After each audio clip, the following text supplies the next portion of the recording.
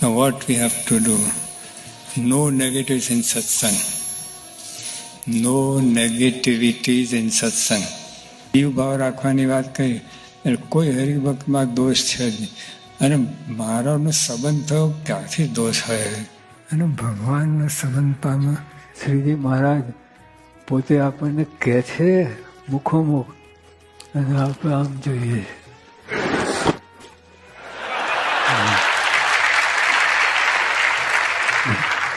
કેવું કહે જે આ સંબંધમાં આટલું જ છે.